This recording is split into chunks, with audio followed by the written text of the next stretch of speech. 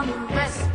There was a railroad which had to be made along that trail. Every man was afraid, and there was only one man who could do this job. Tall Tex, I heard the sound of the hammer. Whoa, whoa, the hammer. He took a 10-pounder hammer and a piece of rail and laid them along that Apache trail.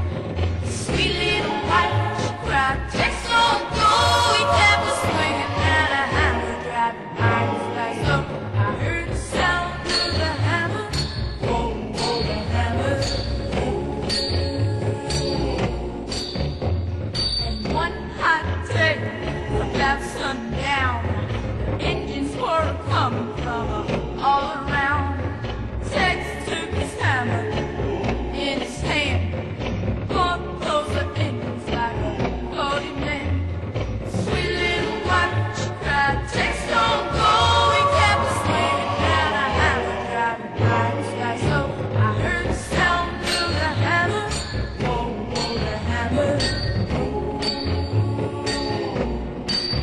It was the bloodiest battle that a man ever seen.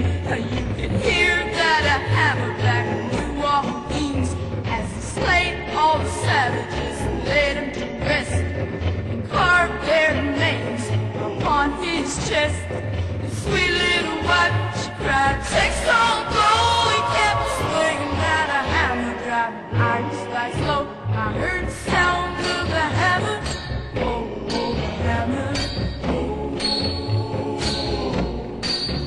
When the work was through, he laid his hammer down. If he'd have kept that a hammer, he'd be silver round. If the story was a legend, I know they say Tex got killed at the Alamo. Sweet little wife,